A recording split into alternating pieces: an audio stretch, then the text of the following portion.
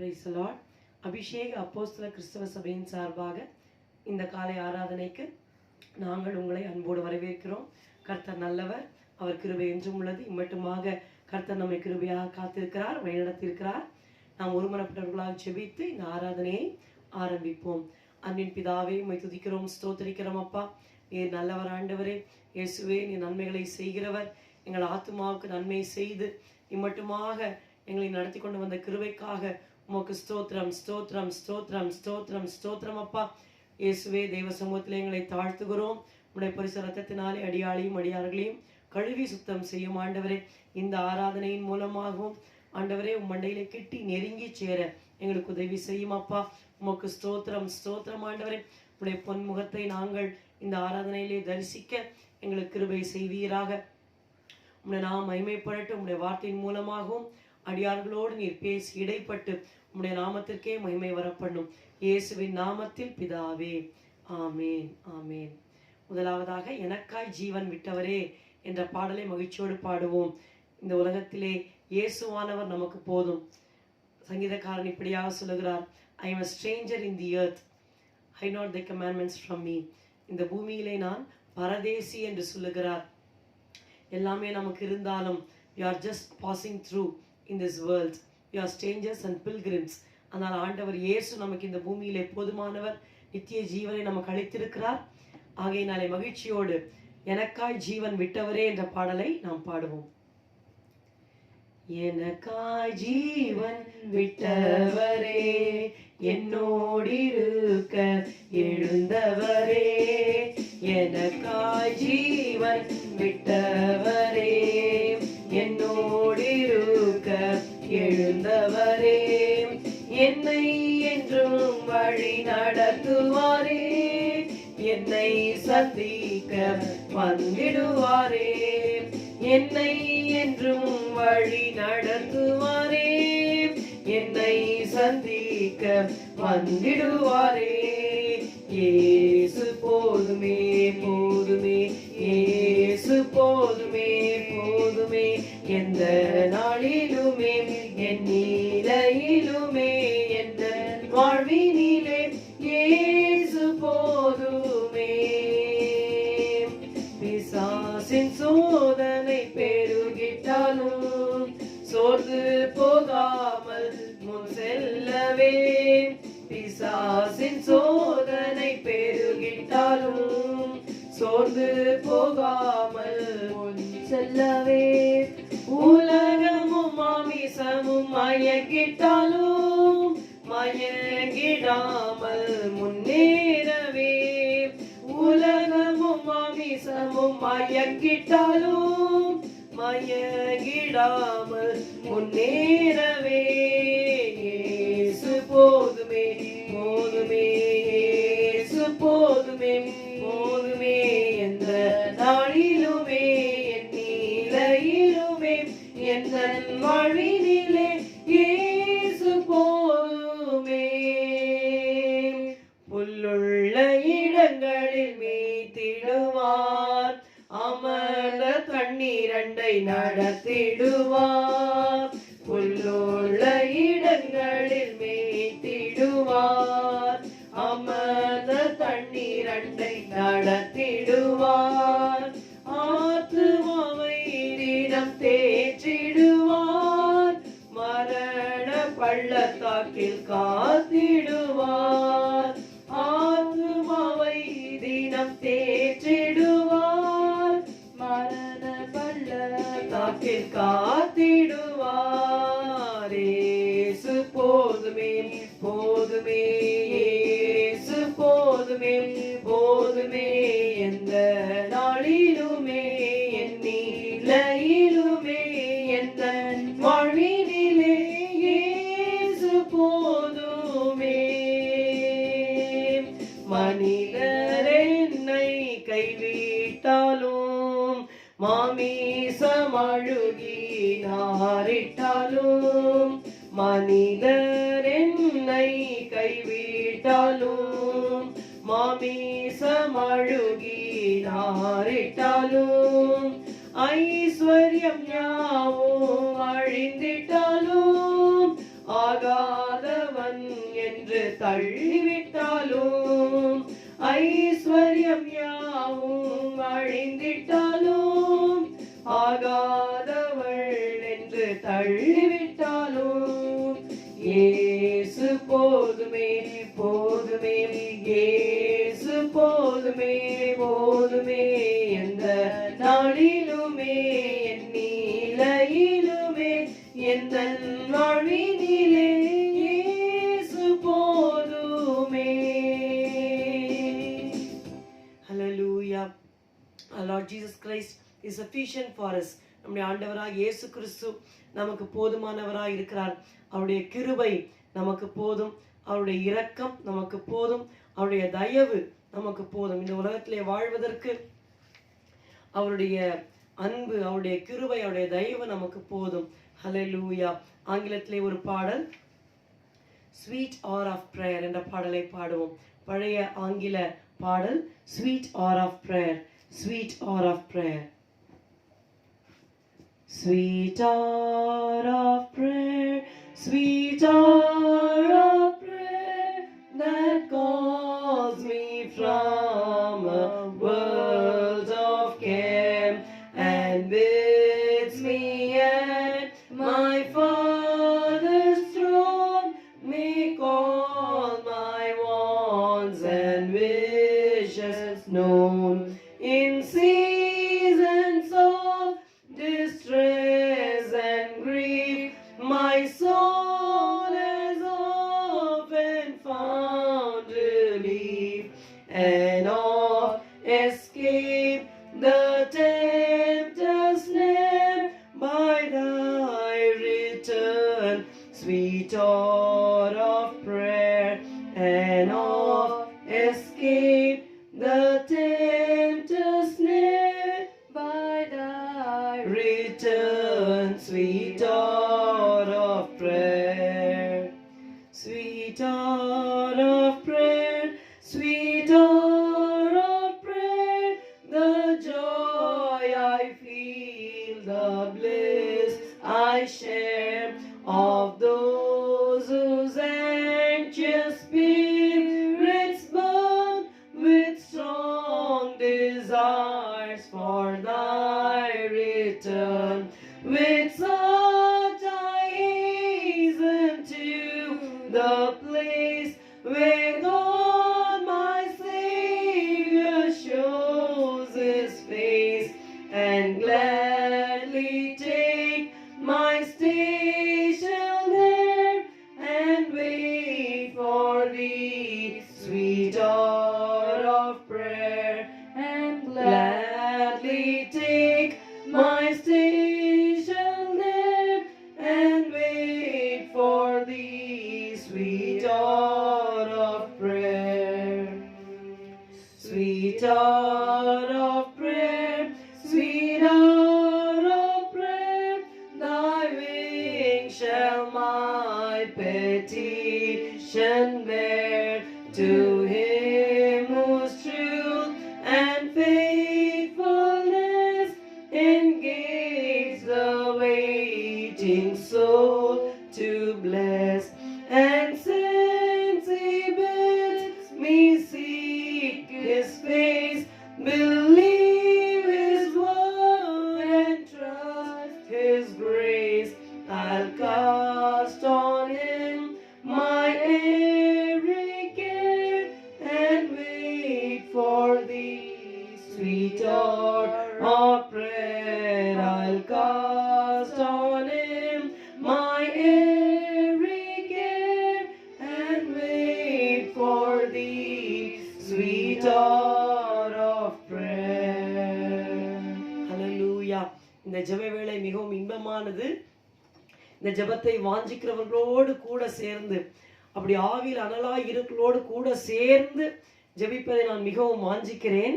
ஏனென்றால் ஏன் அந்த இடத்துக்கு துரிதமாக செல்கிறேன், அந்த நேரத்தை ஏன் வாஞ்சிக்கிறேன்?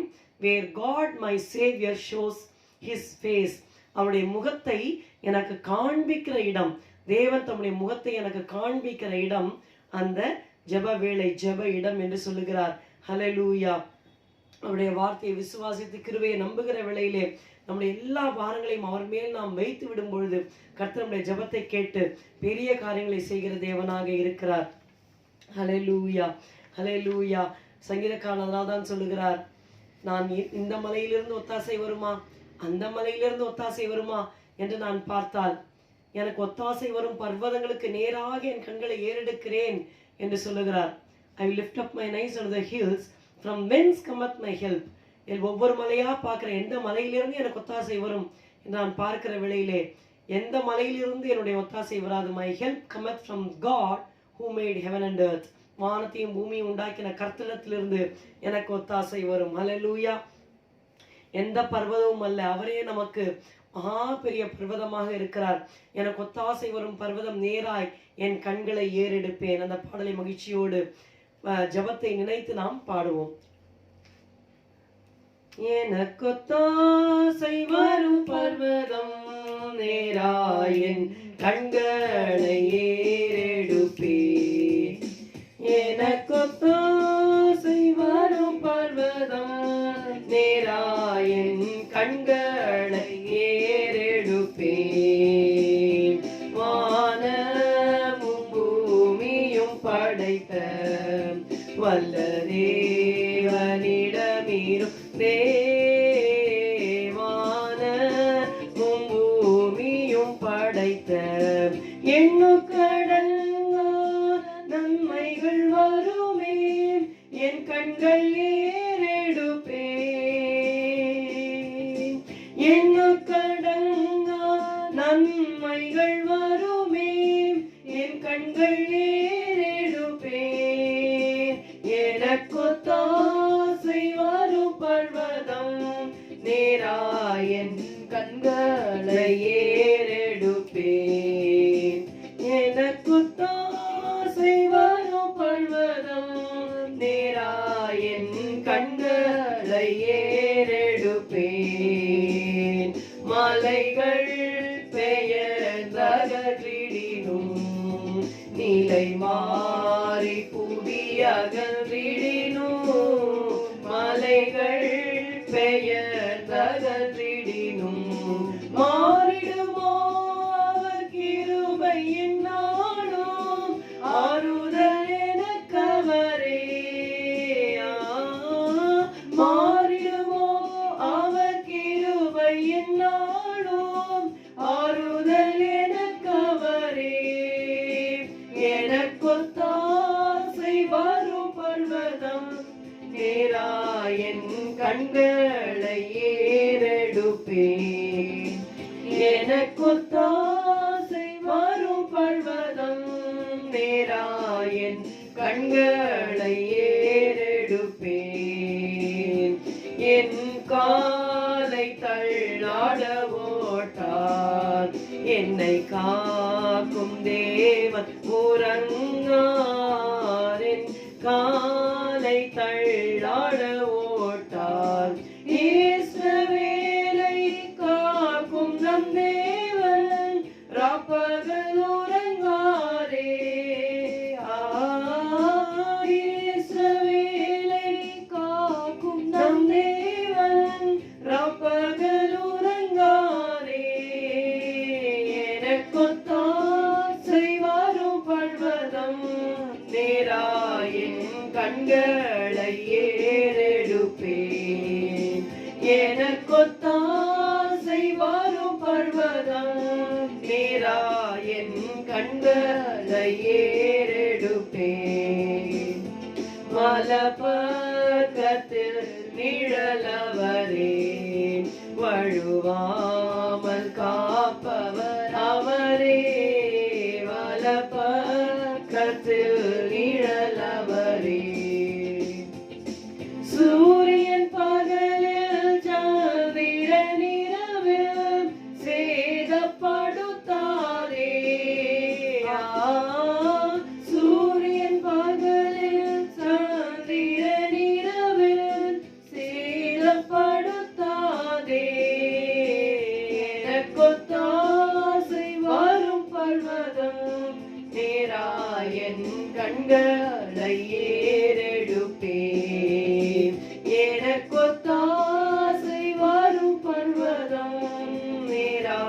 என் கண்களை ஏறெடுப்பேன். தீங்கும் என்னை அணுகாமல் ஆத்துமாவை காக்கும் என் தேவன். தீங்கும் என்னை அணுகாமல் போக்கையும் வரத்தையும் பத்திரமாக காப்பாரே இது முதலாய். போக்கையும் வரத்தையும் பத்திரமாக காப்பாரே இது முதலாய். எனக்கொத்தான் செய்வாரும் பழ்வதம் நேராயன் கண்களை ஏறெடுப்பேன். எனக்கொத்தான் செய்வாரும் பழ்வதம் நேராயன் கண்களை ஏறெடுப்பேன். ஹல்லேலூயா. எண்ணுக்கடங்கா நன்மைகள் வருமே, என் கண்கள் ஏறெடுப்பேன். பாட்டுக்காரர் சொல்லுகிறார், நேராக என் கண்களை ஏறெடுப்பேன். ரைட் சைட் பார்த்து, லெஃப்ட் சைட் பார்த்து, முன்னாடி பார்த்து, பின்னாடி பார்த்து அப்படி அல்ல. இங்கேருந்து வருமா, அங்கேருந்து வருமா உதவி, எங்கேருந்து வரும்? எனக்கு வானத்தையும் பூமியும் உண்டாக்கின கர்த்தரிடத்திலிருந்து ஒத்தாசை வரும். ஹல்லேலூயா. what a glorious hope. நிச்சயமாக ஆண்டவர் நமக்கு உதவி செய்கிற தேவனாக இருக்கிறார். ஹல்லேலூயா. சிறிது நேரம் கர்த்தரை துதிப்போம், ஸ்தோத்தரிப்போம். ஹல்லேலூயா, ஹல்லேலூயா. உம்மை துதிக்கிறோம், துதிக்கிறோம். எபினேசராக இம்மட்டுமா எங்களுக்கு உதவி செய்தீர் ஆண்டவரே. இம்மட்டும் தேவன் எங்களுக்கு உதவி செய்தார். ஹல்லேலூயா, ஹல்லேலூயா, ஹல்லேலூயா. நன்றி அப்பா, உம்மை துதிக்கிறோம். சர்வ வல்லமையுள்ள தேவனாகிய கர்த்தாவே உம்மை துதிக்கிறோம், துதிக்கிறோம் ஐயா. சேனைகளின் தேவனாகிய கர்த்தர் பரிசுத்தர், பரிசுத்தர், பரிசுத்தர், பரிசுத்தர். ஹல்லேலூயா. உம்மை துதிக்கிறோம், துதிக்கிறோம், துதிக்கிறோம், துதிக்கிறோம் ஆண்டவரே. ஹல்லேலூயா, ஹல்லேலூயா, ஹல்லேலூயா. ஓ கர்த்தர் எவ்வளவு நல்லவர். எண்ணுக்கடங்கா நன்மைகள் வருமே. நாம் அறிந்த நன்மைகள் சிலதுதான், 1, 2, 3 என கைவிட்டு எண்ணி விடலாம். ஆனால் நாம் அறியாத நன்மைகள் எண்ணுக்கு அடங்காதவைகள். That is why it is so lovely and wonderful to live with Jesus. Hallelujah. ஆண்டவராய் இயேசுவோடு வாழ்வது என்று சொல்வது அவ்வளவு மதுரமானதாக இருக்கிறது. ஒரு பல்லவி இருக்கிறது, every day with Jesus is sweeter than the day before. Shall we sing that chorus with joy? Every day with Jesus is sweeter than the day before. Every day with Jesus I love him more and more. Jesus saves and he keeps me, and he's the one I'm waiting for.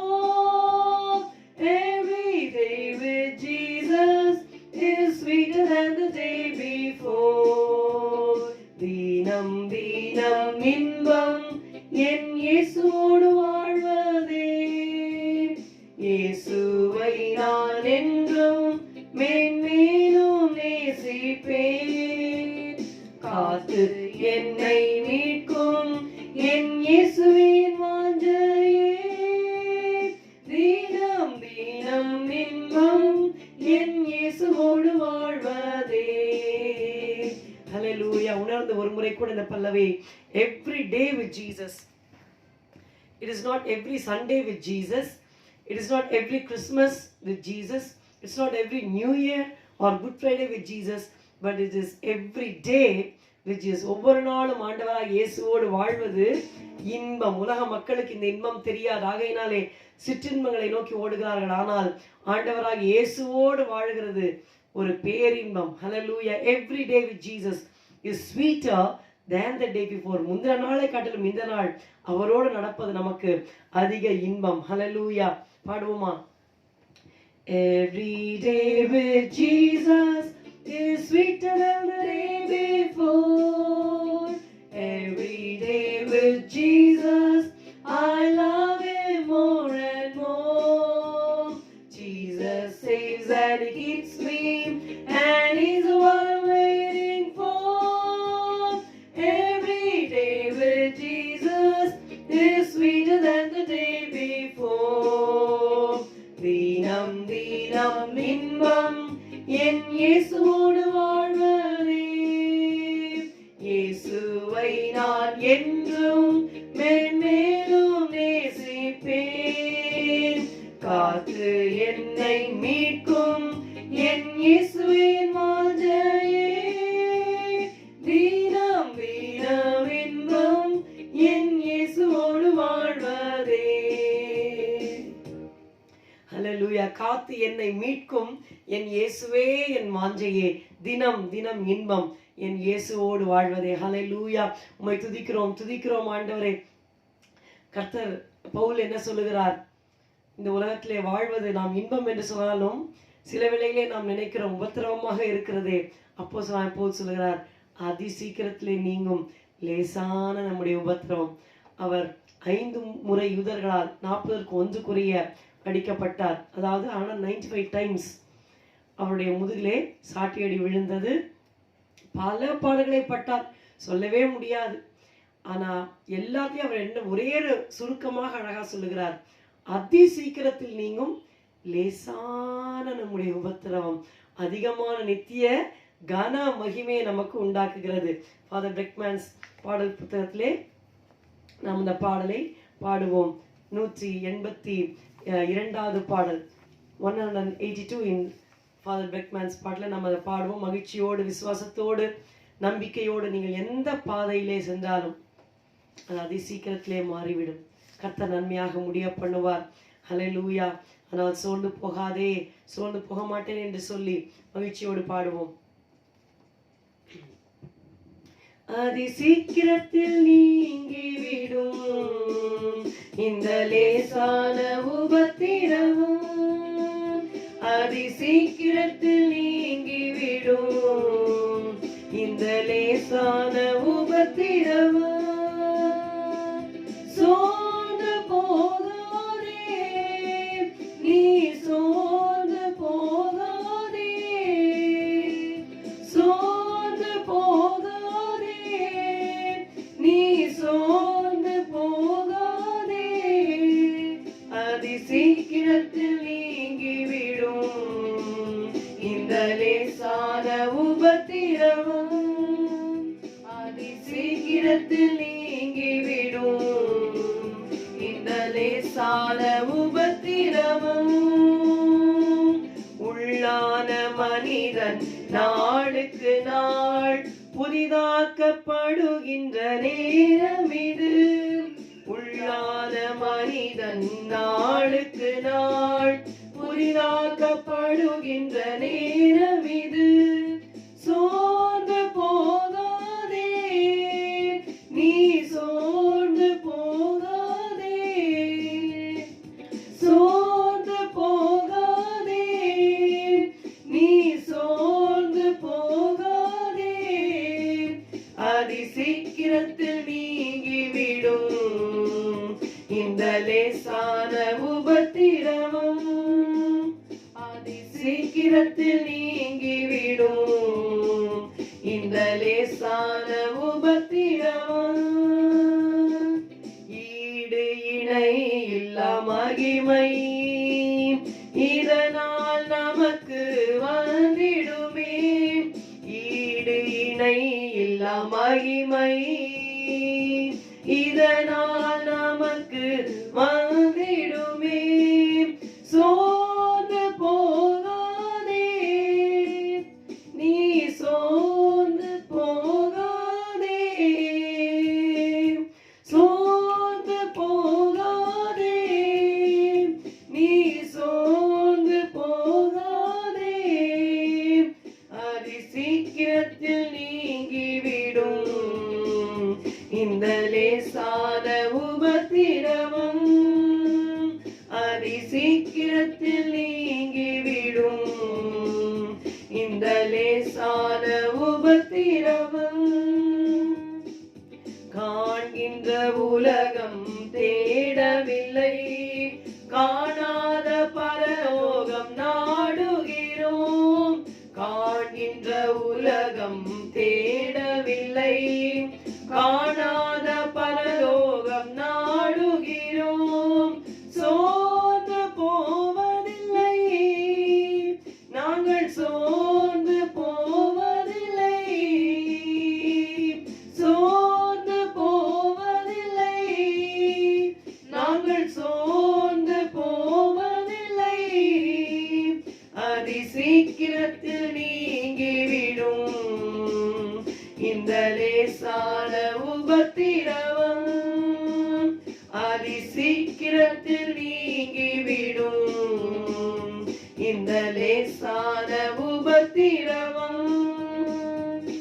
மன்னவன் இயேசு வருகையிலே மகிழ்ந்து நாமும் களி கூறுவோம்.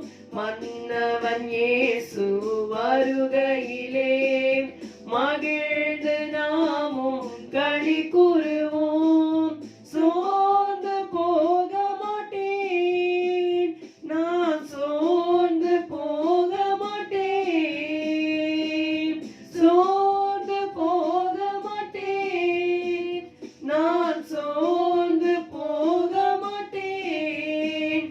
அதி சீக்கிரத்தில் நீங்கிவிடும் இந்த லேசான உபத்திரவம், அதி சீக்கிரத்தில் நீங்கிவிடும் இந்த லேசான உபத்திரவம். ஹல்லேலூயா, ஹல்லேலூயா. நன்றி அப்பா, நீர் எங்களுக்கு கொடுத்திருக்கிற மகிமையான நம்பிக்கைக்காக உமக்கு நன்றி, நன்றி, நன்றி, நன்றி, நன்றி ஆண்டவரே. உம்மை துதிக்கிறோம், உம்மை ஆராதிக்கிறோம் ஆண்டவரே. கொடா கோடி பேர் இந்த உலகத்தில் இருந்தாலும் அவளுக்கு நம்பிக்கையே இல்லை ஆண்டவரே. ஆனாலும் எங்களை அழைத்த தேவன் ஒரு மகிமையான நம்பிக்கை எங்களுக்குள் வைத்திருக்கிறீர். ஹல்லேலூயா, ஹல்லேலூயா. கிறிஸ்துவானவர் மகிமை நம்பிக்கையா உங்களுக்குள் இருப்பதே அந்த ரகசியம் என்று சொன்னீர். நீர் எங்களுக்குள்ளா வாசம் பண்ணுகிறீர். ஒரு நாளை மத்தியாயத்திலே வந்து எங்கள் சரீரங்களை மீட்டு கொண்டு செல்வீர் ஆண்டவரே. ஹல்லேலூயா. Thank you Lord. Thank you Jesus. Thank you Jesus. Thank you Jesus. Thank you Lord. We praise you. We glorify your wonderful name. Hallelujah. நன்றி இயேசுவே, நன்றி ஆண்டவரே, நன்றி அப்பா, நன்றி, நன்றி எங்கள் ஆத்தும நேசரே. உம்மை துதிக்கிறோம், துதிக்கிறோம், துதிக்கிறோம், துதிக்கிறோம், துதிக்கிறோம், துதிக்கிறோம் ஐயா. நன்றி செலுத்துகிறோம். எங்களை தாழ்த்தி இயேசுவே உம்முடைய கரங்களிலே ஒப்புக் கொடுக்கிறோம். நீர் ஆண்டவரே உம்முடைய நாமத்தை மகிமைப்படுத்திக் கொள்வீராக. இயேசுவின் நாமத்தில் பிதாவே, ஆமென். இந்த வேளையிலும் நாம் ஜெபம் செய்வோம். நாம் அறிந்திருக்கிறபடி கர்த்தர் கிருபையாக இந்த தேசத்திலே இந்த கோவிட்-19க்காக வேக்சின்ஸ் தயாரிக்கப்பட்டு செலுத்தப்பட்டு வருகிறது. முற்றிலுமாக இந்த வைரஸுடைய தாக்குதல் இந்திய தேசத்தை விட்டு விலக வேண்டும். இந்திய தேசம் மட்டுமல்ல, உலகத்தில் இருக்கிற எல்லா நாடுகளிலும் இருந்து இந்த வைரஸுடைய அந்த தாக்கம் முற்றிலுமாக அழிக்கப்படும்படியாக கர்த்தர் கிரியை நடத்தி கர்த்தால மட்டும்தான் முடியும். Actually we are in the last days. கடைசி நாட்களில் இருக்கிறோம். கர்த்தர் ஏற்கனவே நமக்கு எச்சரித்து விட்டார்.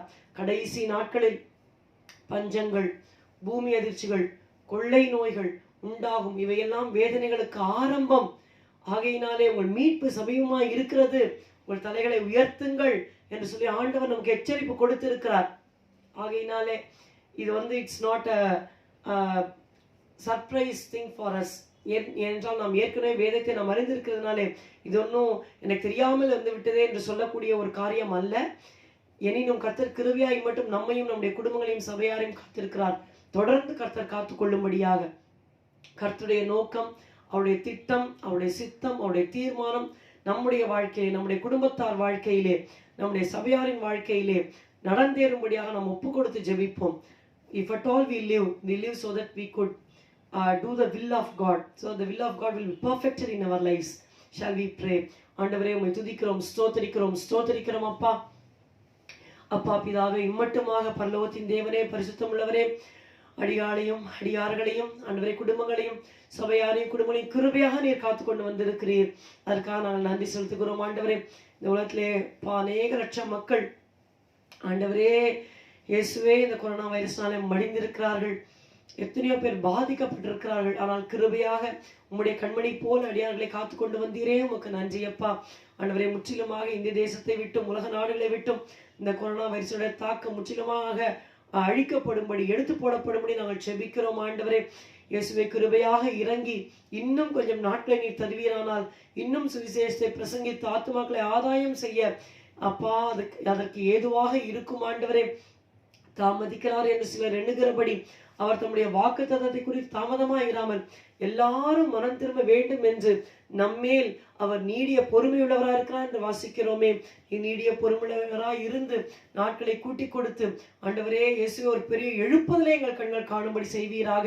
ஆண்டவரே உமக்கு ஸ்தோத்திரம் ஸ்தோத்திரம். மட்டுமல்ல நம்முடைய பிள்ளைகளுக்கு என்னென்ன குறையோடு காணப்படுகிறார்களோ கர்த்தாவே அந்த குறையெல்லாம் நீர் அகற்றும்படியாக அடியார்கள் ஜெபிக்கிறேன் அப்பா, அடியாள் ஜெபிக்கிறேன் கர்த்தாவே. இயேசுவே உமக்கு ஸ்தோத்திரம். உடைய கண்களில் இருக்கிற கண்ணீரை துடைப்பீராக, நிந்தையை மாற்றுவீராக, உடைய கரத்தை கொடுத்து அவள் கரத்தை பிடித்து தூக்கி எடுப்பீராக.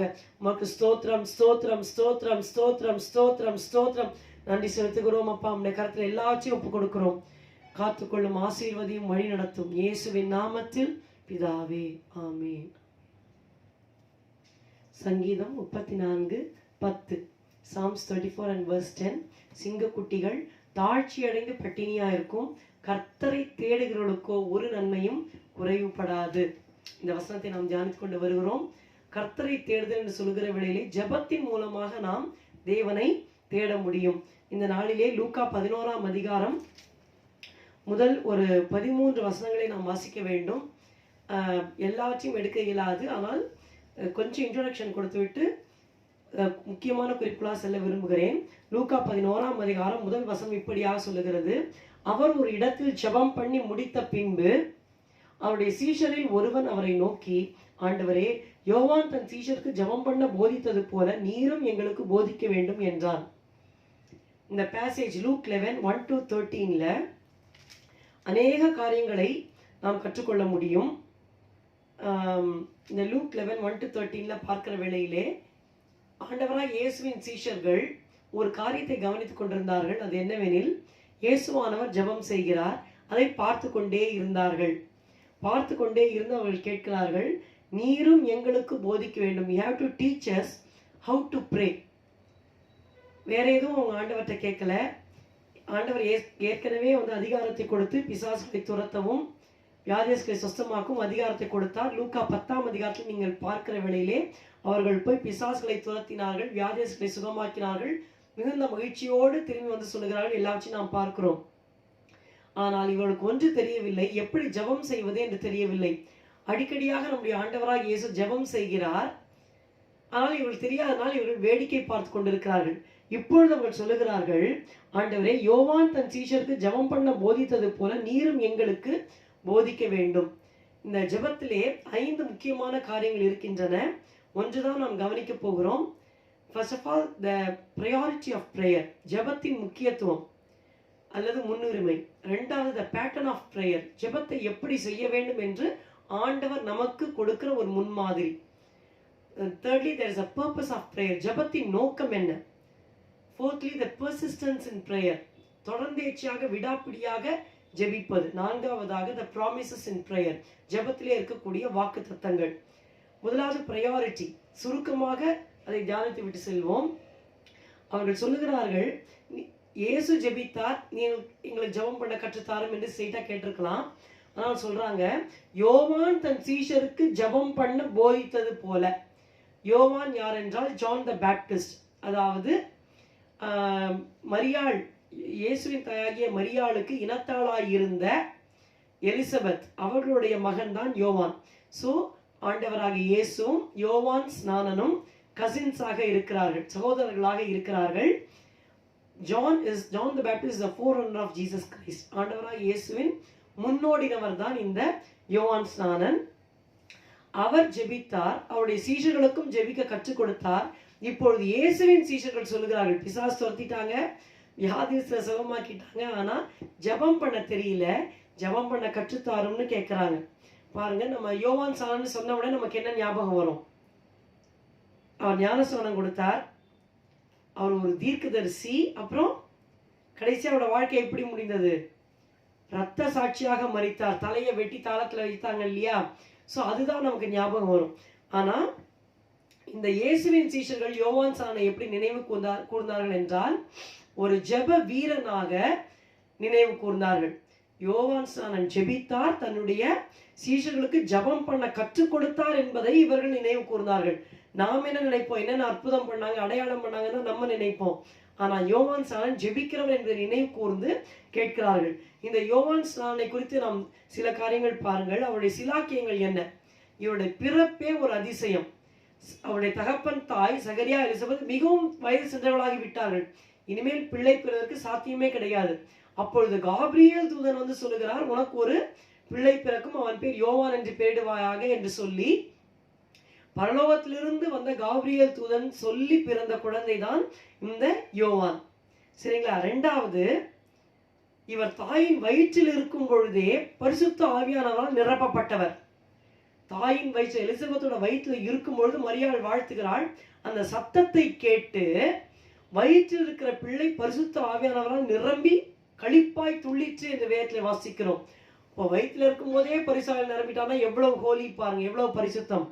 அவரே ஜெபிக்க வேண்டியதா இருந்தது. அது மட்டுமல்ல, அவர் 30-31 வயது ஆன பொழுது இயேசுவானவர் அப்பொழுதுதான் 30 வயதாகி ஞானஸ்நானம் எடுக்க வருகிறார். இவர்தான் மேசியா என்று உலகத்துக்கு அறிமுகப்படுத்தியவர் இந்த யோவான் ஸ்நானன் தான். It was John the Baptist who introduced Jesus Christ as Messiah to this world. அவரே ஜெபம் செய்ய வேண்டியதா இருந்தது. மட்டுமல்ல, ஆண்டவராய் இயேசு கிறிஸ்துவுக்கு ஞானஸ்நானம் கொடுத்தவர் யார்?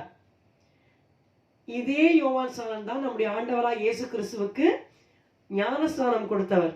மட்டுமல்ல, பரிசுத்த ஆவியானவர் ஆண்டவராய் இயேசுவில் இறங்கி வருகிற வேளையிலே கண்களால் கண்ட ஒரே சாட்சி யார் என்றால் இந்த யோவான் ஸ்நானன் தான்.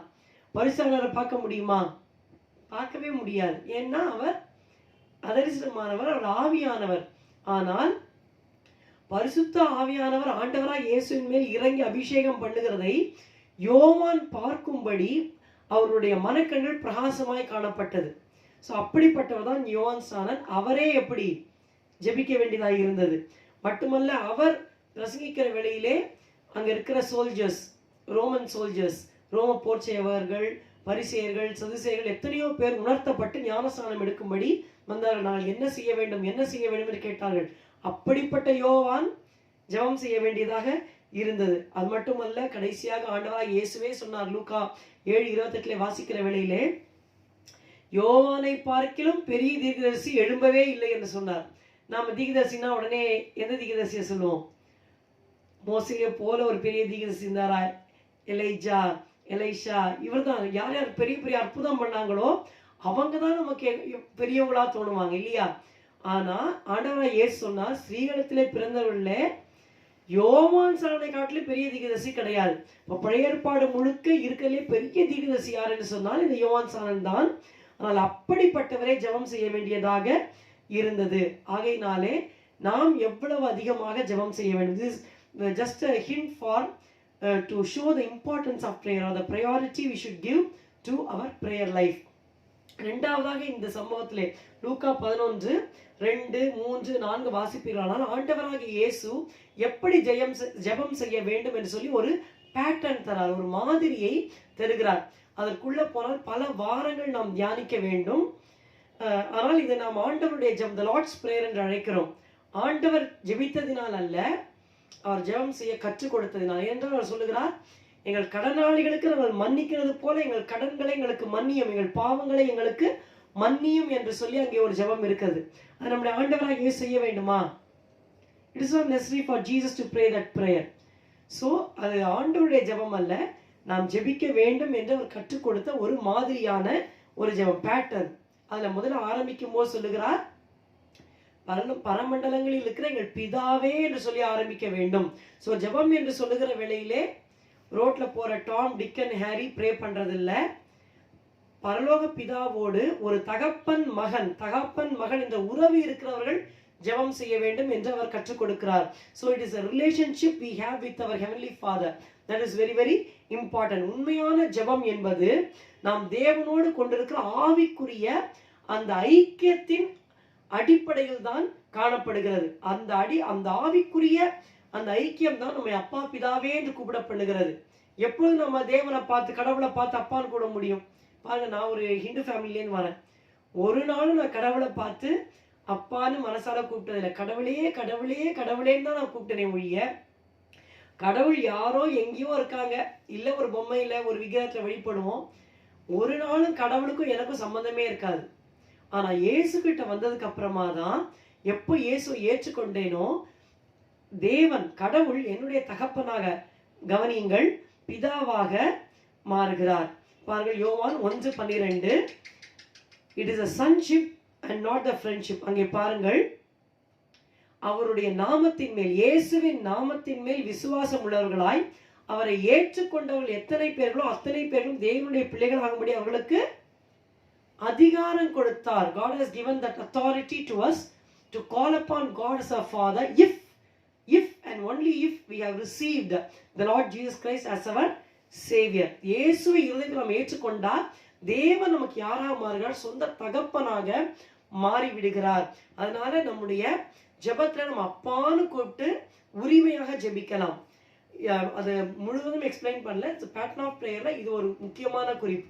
அடுத்தது பர்பஸ் ஆஃப் பிரேயர், அதை தான் உங்களோடு விவரிக்க விரும்புகிறேன். The next is the persistence in our prayer and then the promises we have to claim in prayer. ஆனால் இந்த நாளிலே கர்த்தர் எனக்கு கொடுத்தது பர்பஸ் ஆஃப் பிரேயர். பாருங்கள், அதுல சொல்லுகிறார், உம்முடைய சித்தம் பரமண்டலத்திலே செய்யப்படுகிறது போல பூமியிலேயும் செய்யப்படுவதாக. நாம் செய்யற ஒவ்வொரு ஜெபத்தின் நோக்கம் என்ன அப்படின்னு பார்த்தீங்கன்னா, it is not to make our will to be accomplished in heaven, but it is to make God's will to be accomplished on earth. ஆமென். என்னுடைய சித்தம் பரலோகத்தில் நடைபெறணும் அப்படி இல்லை.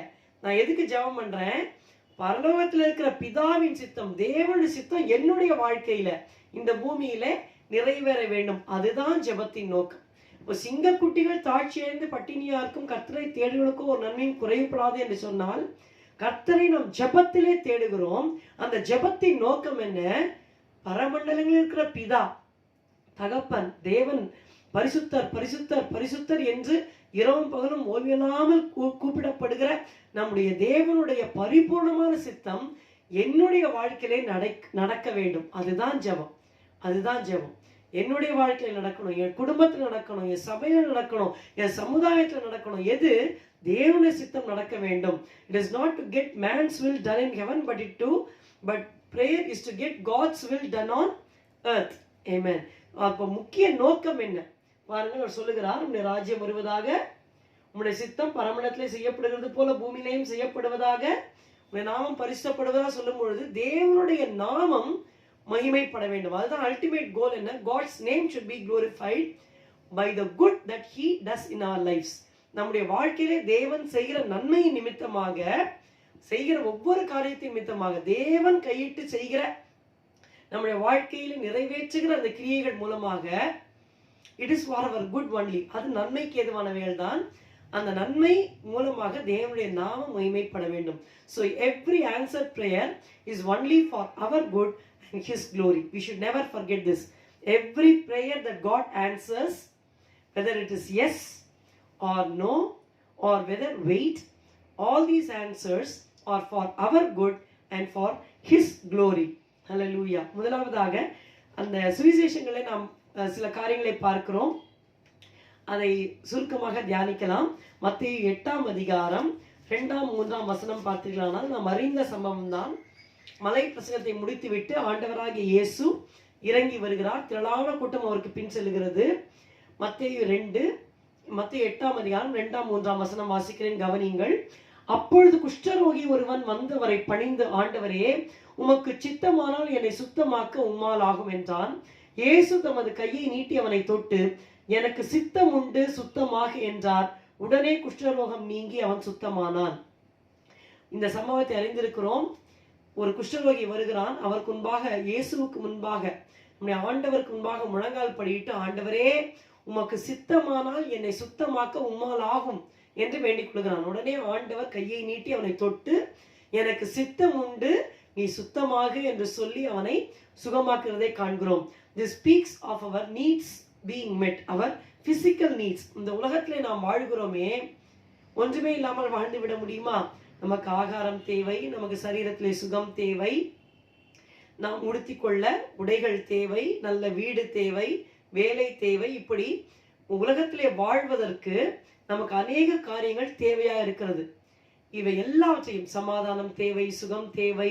உங்களுக்கு என்னெல்லாம் வேணுமோ சொல்லுங்க. இப்போ ஒரு லிஸ்ட் நான் உங்ககிட்ட ஒரு பேப்பர், ஒரு A4 ஷீட்டை கொடுத்து, பெண்ணை கொடுத்து, வாட் இஸ் யுவர் நீட் என்று சொல்லி நான் கொடுப்பேன். ஆனால் ஸ்பிரிச்சுவல் நீட்ல, physically what is your need, உடனே நீங்க என்ன பண்ணுவீங்க? கட கட கட கட கட கடன்னு A4 ஷீட்டே பத்தாது, அவ்வளோ பெரிய ரெக்வஸ்ட் நீங்க எழுதிட்டே போவீங்க. ஷார்ட் அண்ட் ஸ்வீட்டா நம்ம எழுதினா கூட 50 ரெக்வஸ்டாவது எழுதிடுவோம். கரெக்டா? சின்னதுலேருந்து பெருசு வரைக்கும் நமக்கு 1008 தேவைகள் நமக்கு காணப்படுகிறது. இது வேண்டும், அது வேண்டும், அவர்களுக்கு சுகம் வேண்டும், இவர்களுக்கு சுகம் வேண்டும், இவர்களுக்கு வேலை வேண்டும், இப்படி நமக்கு எத்தனையோ காரியங்கள் நமக்கு தேவையாக காணப்படுகிறது. வேதம் என்ன சொல்லுகிறது? எனக்கு சித்தம் உண்டு சுத்தமாகு. இப்போ ஒவ்வொரு காரியமும் when we want a material or a physical provision or blessing, we have to go to the presence of the Lord and ask the Lord, Lord, is it your will? Please give it to me. இங்கே பார்க்கிறோம், சுகத்தை பற்றி நாம் பார்க்கிறோம். ஆனால் நமக்கு எத்தனையோ தேவைகள் இருக்கிறது. கர்த்தருடைய சமூகத்துக்கு போய், ஆண்டவரே இந்த காரியம் உமக்கு சித்தமானால் எனக்கு அருளி செய்யும் என்று கேட்க நாம் கற்றுக்கொள்ள வேண்டும். then we will not be really disappointed. பாருங்கள், நாங்கள் வாடகை ஒரு லீஸ் வீட்டில் தான் இருந்தோம் 2002 வரைக்கும். 3 நாங்கள் நிச்சயமாக வீடு பார்க்க வேண்டிய கட்டாயம் வந்தது. அப்பொழுது என்னுடைய கணவர் நாங்கள் இப்பொழுது இருக்கிற இந்த அப்பார்ட்மெண்ட்டை பார்த்து விட்டார். அது மிகவும் விலை அதிகமாக இருந்தது. எங்களுடைய சம்பளத்துக்கு அதை வாங்கவே முடியாது. அப்போ அவர் சொன்னார், இதுதான் எனக்கு பிடிச்சிருக்கு. நான் சொன்னேன், இது வேண்டாம்ப்பா, லோ பட்ஜெட்டில் எங்கேயாவது நம்ம வாங்கலாம். இல்லைப்பா இதுதான் அப்படின்னு சொன்னார். நான் தேவ சமூகத்துக்கு சபையிலே போய் நாள் முழுக்க உட்காந்து ஒரு கேள்வி தான் ஆண்டவர்கிட்ட கேட்டேன். ஆண்டவரே, இந்த வீடு வாங்குறது உமக்கு சித்தமா? இந்த வீடு வாங்குறது உமக்கு சித்தமா? கவனிங்கள், இந்த வீடு வாங்குறது உமக்கு சித்தமா என்று சொல்லி அந்த ஒரே கேள்விதான் கேட்டுக்கொண்டிருந்தேன். சாயங்காலம் ஒரு கூட்டம், ஜெப கூட்டம் இருந்தது. அந்த ஜெப கூட்டத்தில் ஒரு போதகர் சொன்னார், நீங்க கேட்டுக்கிட்டே இருக்கீங்க கர்த்தர் கிட்டக்க, ஆண்டவரே உமக்கு இது சித்தமா, இது சித்தமான்னு கேட்குறீங்க. கர்த்தர் சொல்லுகிறார், எனக்கு சித்தம் உண்டு சுத்தமாகு, எனக்கு சித்தம் உண்டு, நீ போய் வாங்குன்னு சொல்றார் அப்படின்னு ஆண்டவர் தீர்க்க தரிசனமாக என்னோடு பேசினார். ஹல்லேலூயா. See, when we pray really, the answer will come through any source. இப்படித்தான் வரணும் இல்லை, எப்படியாவது ஆண்டவர் பதிலை கொடுத்து நம்முடைய கேள்விக்கு ஒரு சரியான விடையை கொடுப்பார்.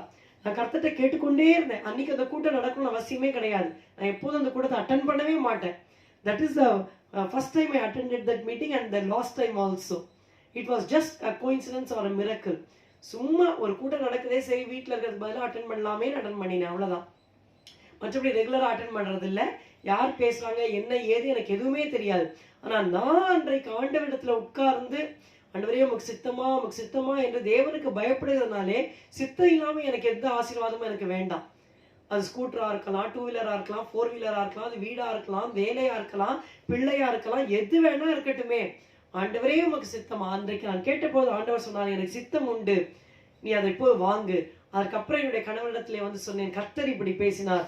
உடனே நாங்கள் தைரியமாக இறங்கினோம். லோன்ல தான் நாங்கள் வாங்கினோம். பல போராட்டங்கள் எங்களுக்கு இருந்தது. கர்த்தர் கிருபையாக அந்த லோனை பல வருஷங்கள் கழித்து அடைக்கும்படி உதவி செய்தார். கர்த்தருக்கு சித்தமா என்பதை சோதித்து எந்த காரியத்திலையும் நீங்கள் இறங்குங்கள். கர்த்தர்கிட்ட கேட்காம முட்டாள்தனமா எதையா செய்துவிட்டு அப்புறமா காப்பாத்துங்கன்னு சொல்றது சரி கிடையாது. நமக்கு சித்தமா என்று கேட்க வேண்டும். In our physical and material needs, for our provision to be met, we have to ask the Lord whether it is His will. ரெண்டாவது, லூக்கா 9ஆம் அதிகாரம். ரொம்ப சுவாரஸ்யமான சம்பவம் இது, கவனியுங்கள். லூக்கா 9:51, 2, 53, 54 எல்லாம் வாசிக்க வேண்டும். 54ஆம் வசனத்தை நான் வாசிக்கிறேன். அவருடைய சீஷராகிய யாக்கோபும் யோவானும் அதை கண்டபோது, ஆண்டவரே, எலியா செய்தது போல வானத்திலிருந்து அக்கினி இறங்கி இவர்களை அழிக்கும்படி நாங்கள் கட்டளையிட உமக்கு சித்தமா என்று கேட்டார்கள். பாருங்க, உமக்கு சித்தமா? கவனிக்கிறீங்களா? இதை தயவுசெய்து கொஞ்சம் கவனிங்க. உமக்கு சித்தமான்னு கேட்கிறாங்க. அவன் அந்த குஷரோகி சொன்னா, உமக்கு சித்தமானால் என்னை சுத்தமாக்க உம்மாலாகும். இங்க யோவானும் யாக்கோபும் பியூட்டிஃபுல்லா கேட்கிறாங்க, உமக்கு சித்தமா? என்ன கேட்கிறாங்க? ஏன் இதை கேட்கிறாங்கன்னா, ஆண்டவராக இயேசு கிறிஸ்து கடைசியாக எருசலேமுக்கு போக வேண்டும் என்று முகத்தை நேராக்கினார். அப்போ ஒரு கிராமத்துல போய் அதில் தங்கறதுக்கு இடம் கேட்கறாங்க. இடத்தை ஆயத்தம் பண்ணி சமாரியாவில் இருக்கிற ஒரு கிராமத்துல பிரவேசிக்கிறாங்க தங்கணும்னு. ஆனா அந்த கிராமத்துல இருக்கிற மக்களுக்கு தெரிஞ்சு போச்சு, இவர் எருசலேமுக்கு போகணும்னு நோக்கமா இருக்காரு. 53ஆம் வசனம் சொல்லுகிறது, அவர் எருசலேமுக்கு போக நோக்கமா இருந்தபடியால் அவ்வூரார் அவரை ஏற்றுக்கொள்ளவில்லை. அந்த ஊர்ல இருக்கிற ஒருத்தம் கூட வீட்டுல ஏத்துக்கவே இல்லை. உடனே இயேசுவின் சீஷராகிய யாக்கோபுக்கும் யோவானுக்கும் பயங்கர கோபம் வந்து விட்டது. கேள்வி கேட்கிறாங்க பாருங்க, ஆண்டவரே, எலியா செய்தது போல வானத்திலிருந்து அக்கினி இறங்கி இவர்களை அழிக்கும்படி நாங்கள் கட்டளையிட உமக்கு சித்தமா அப்படின்னு கேட்கறாங்க. இஸ் இட் யோர் வில் அப்படின்னு கேட்கறாங்க. Is it not a good prayer? ஆண்டவராகிய இயேசு கிட்ட டைரக்டா கேட்கறாங்க. அவர் திரும்பி பார்த்து நீங்கள் இன்ன ஆவி உள்ளவர்கள் என்று அறியீர்கள் என்று அதட்டி, மனுஷகுமாரன் மனுஷனுடைய ஜீவனை அழிக்கிறதற்கு அல்ல, அதை ரட்சிக்கிறதுக்கே வந்தார் என்றார். அப்புறம் அவர் வேறொரு கிராமத்திற்கு வேறு வழியாய் சென்று விட்டார்கள். பாருங்க, அவங்களுடைய சித்தம் இங்க நடக்கல. போய் கேட்கறாங்க, அந்த ஊரார் ஏற்றுக்கல. எவ்வளோ அற்புதங்கள் அடையாளங்கள் செஞ்சாங்க. ஆனா இவங்க தங்கணும்ன்றப்போ தங்கறதுக்கு விடல. உடனே இவங்க கேட்கறாங்க. அதுவும் ஓல்ட் டெஸ்ட்மெண்ட்ல அது இருக்கு, பைபிள்ல இருக்கு. எலியா வானத்திலிருந்து அக்கினி இறக்கி ஒரு 102 பேரை அழிச்சிட்டார். உங்களுக்கு தெரியும் இல்லையா? ஒரு தலைவன், அவனுக்கு கீழே 50 பேர் முதல்ல அழிச்சிடுறார். அப்புறம் ஒரு தலைவன் ஒரு 50 பேர் அழிச்சிடுறார். 3வது தலைவன் போகும்போது தான் முட்டி போட்டு வேண்டாம், தயவுசெய்து அழிச்சிடாதீங்க, அப்போதான் எலியா இறங்கி வரார். ஸோ அதை மாதிரி வானத்திலிருந்து அக்கினி இறங்கி 102 பேரை பஸ்பமாக்கினவர் தான் இந்த எலியா. இப்போ எலியா செய்தது போல நாங்கள் செய்யலாமா? ஒரு எக்ஸாம்பிளை வச்சு கேட்கலாம். உமக்கு சித்தமா? கர்த்தர் சொல்றாரு, என் சித்தம் அல்ல. பாருங்க, நம்ம ஜெபிக்கும் பொழுது சில வேளைகளை யாராவது நம்மை காயப்படுத்தி இருப்பாங்க. அப்புறம் நம்ம ஜெயிப்போம், ஆண்டவரை நீங்க ஒரு கை பார்த்துக்கோங்க, ஆண்டவரை இவங்களை இப்படி பண்ணிடுங்க. கர்த்தர் அந்த ஜெபத்தை கேட்க மாட்டார். இன்னொரு விதத்துல சொல்ல போனா, எந்த ஜெபத்தை ஆண்டவர் கேட்பார் என்றால், நம்முடைய ஆவிக்குரிய வாழ்க்கையின் பூரணத்தை நாம் கேட்கும் பொழுது அந்த ஜெபத்தை அவர் கேட்பார். இன்னும் ஷார்ட்டா சொல்லணும்னா, பரிசுத்த வாழ்க்கைக்காக நாம் ஜெபிக்கும் போது அந்த ஜெபத்தை ஆண்டவர் கேட்டு அவர் சித்தமா இருக்கிறது பதிலளிப்பார். ஸோ நாம் பரிசுத்தம் அடைவது தேவனுடைய சித்தமா இருக்கிறது. முதலாவது, உலக பிரகாரமாக நம்முடைய தேவைகள் எதுவா இருக்கட்டும், அந்த தேவைகளை சந்திப்பது தேவனுடைய சித்தம் தான். ஆனா அதை முதல்ல கேட்கணும். இப்போ எனக்கு 2 வீலர் தான் வேணும்னா, எனக்கு ஏரோப்ளேன் வேணும்னு நான் கேட்டேன்னா கர்த்தர் தருவாரா? தரமாட்டார். ஏன்னா எனக்கு அது தேவையில்லை. நான் ஆசைப்படலாம், ஆனா எனக்கு அது தேவையில்லை. ஏன்னா வாங்கினா வைக்கிறதுக்கும் எனக்கு இடம் கிடையாது. எனக்கு என்ன தேவை, அது தேவ சித்தத்தில் இருக்கிறதா, அதை தருவார். 2வது, உமக்கு சித்தமா இவ கேட்டாங்க. அப்போ நம்முடைய பரிசுத்த வாழ்க்கைக்கு அடுத்த காரியங்களை நம்ம என்ன கேட்டாலும் தேவன் என்ன பண்ணுவார்? நிச்சயமாக அதை தருவார். புரிகிறதா? 3வது, அதாவது நம்ம சொல்லிடக்கூடாது, என் நாமத்தினால நீ எதை கேட்டாலும் நான் செய்வேன்னு சொன்னீரே ஆண்டவரே, இயேசுவின் நாமத்தில் கேட்க இதை செய்யும் என்று கேட்டால் அது பரிசுத்துக்குரிய காரியமா இருந்தால்தான் அதை செய்வார். அது நம்ம பாவம் பண்றதுக்கு ஏதுவா இருந்தா தேவன் அதை நமக்கு தரமாட்டார், செய்ய மாட்டார். 3வதாக, இதுவும் வினோதமாக இருக்கும் பாருங்க. மத்தேயு 17ஆம் அதிகாரம் 4ஆம் 5ஆம் வசனத்தை நான் வாசிக்கிறேன். மத்தேயு 17ஆம் அதிகாரம் 4:5. 4ஆம் வசனம் பாருங்கள். அப்பொழுது பேதுரு இயேசுவை நோக்கி, ஆண்டவரே, நாம் இங்கே இருக்கிறது நல்லது. உமக்கு சித்தமானால் இங்கே உமக்கு ஒரு கூடாரமும் மோசேக்கு ஒரு கூடாரமும் எலியாவுக்கு ஒரு கூடாரமாக 3 கூடாரங்களை போடுவோம் என்றான். இந்த சம்பவத்தை நாம் அறிந்திருக்கிறோம். ஆண்டவராக இயேசு தனித்து ஜெபம் பண்ணும்படி செல்கிறார். அப்பொழுது யாக்கோபு, யோவான், பேதுரு, இவங்க 3 பேர் தான் இன்னர் சர்க்கிள்ல இருந்தவங்க. இவங்க 3 பேரையும் அழிச்சுட்டு மறுரூப மலை என்று சொல்லப்படுகிற மலைக்கு ஏறி போய் அங்கே ஜெபம் செய்கிற வேளையிலே நல்ல ஊக்கமா ஜெபிக்கிறாரு. இவங்க 3 பேரும் அங்க தூரத்துல தூங்குறாங்க. நல்லா ஜெபிச்ச உடனே அவருடைய முகம் மறுரூபமாயிற்று. முகம் சூரியனை போல பிரகாசிக்கிறது. அவருடைய வஸ்திரம் வெண்மையாகி பிரகாசித்தது. ஆண்டவராக இயேசு கிறிஸ்து ஒயிட் ட்ரெஸ் போட்டார்னு எங்கேயுமே பைபிள்ல இல்லை. அவர் உயிர்த்தெழுந்த பிற்பாடு வெண்ணுடை தரித்திருந்தார், ஓகே. ஆனா இந்த இடத்துல பார்க்கும்போது அவருடைய வஸ்திரம், அது என்ன ப்ளூ கலர்ல போட்டாரோ கிரீன் கலர்ல போட்டாரோ நமக்கு தெரியாது. அவரோட வஸ்திரம் வெண்மையாகி பிரகாசித்தது. எந்த வண்ணாலுமே துவைக்க முடியாத அளவுக்கு வெண்மையா பிரகாசிக்குது. அப்படியே light was emanating from his dress. அவ்வளவு மகிமையான ஒரு காட்சி.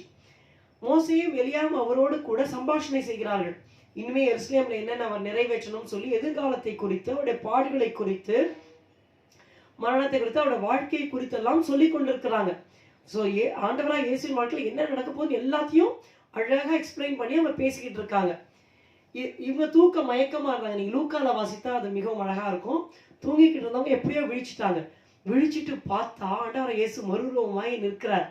அப்ப பேதுரு ஒரு ஐடியா கொடுக்கிறார் இயேசுவை நோக்கி, ஒரு ஜெபம்.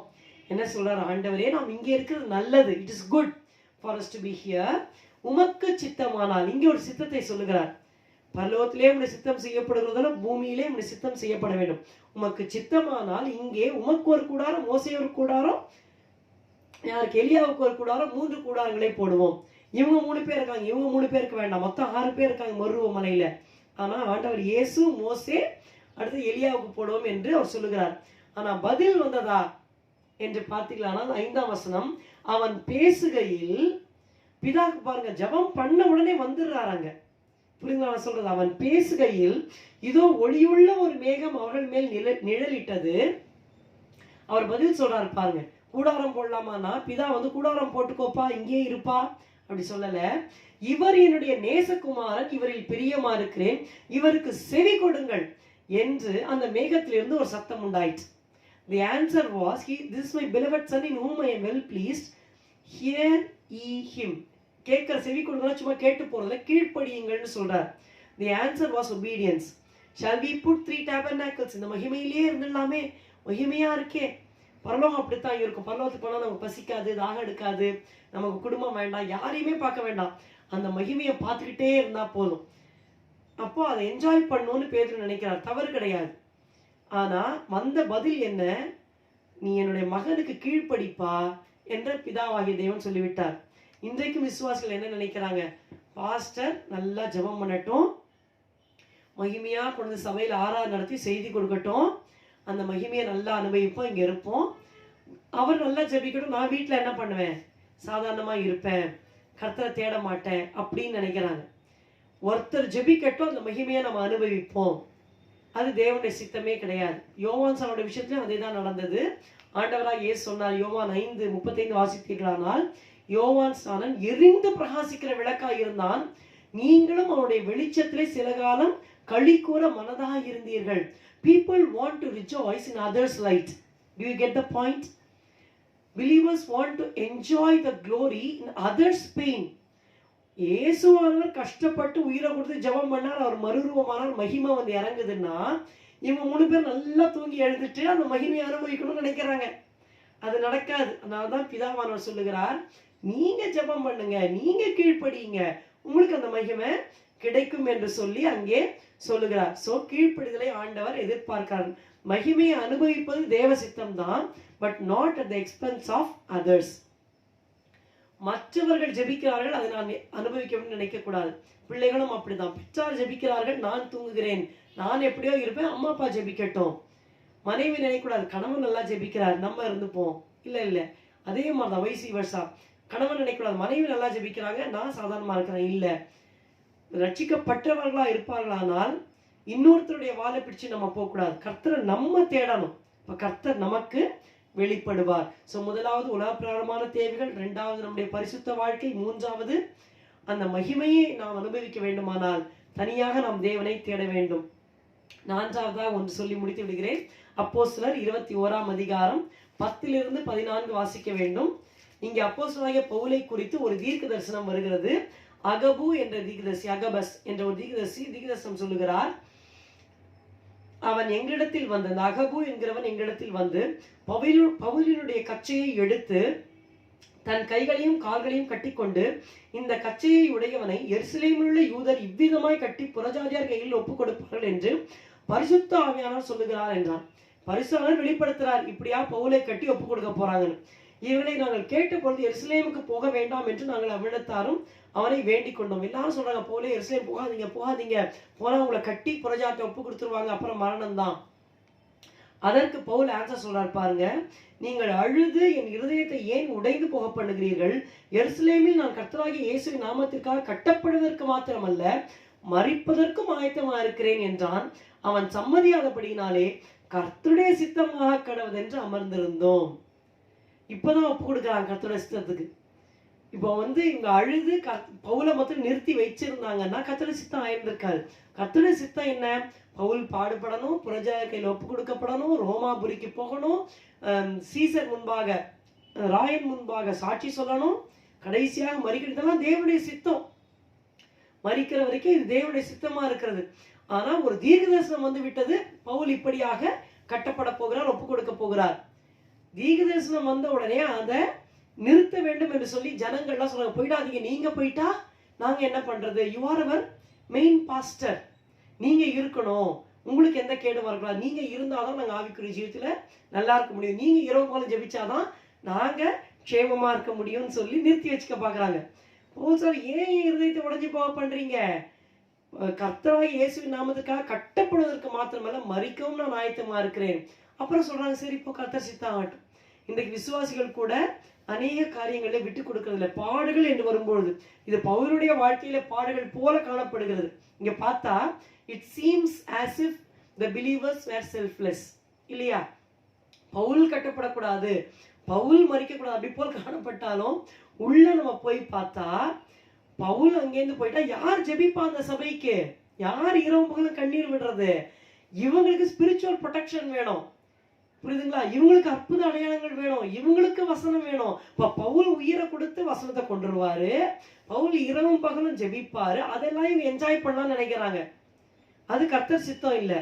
அப்போ பாட அனுபவிக்க ஒப்பு கொடுக்க வேண்டும். இதுதான் கர்த்தருடைய சித்தம். நம்முடைய வாழ்க்கையிலேயும் நம்ம ஜெபிக்கும் போது ஆண்டவரே பாடு வேண்டாம் அப்படின்னு நம்ம ஒதுக்கிடக்கூடாது. கர்த்தருடைய சித்தமா அது வழியா கடந்து போக எனக்கு கிருபை தாரும்.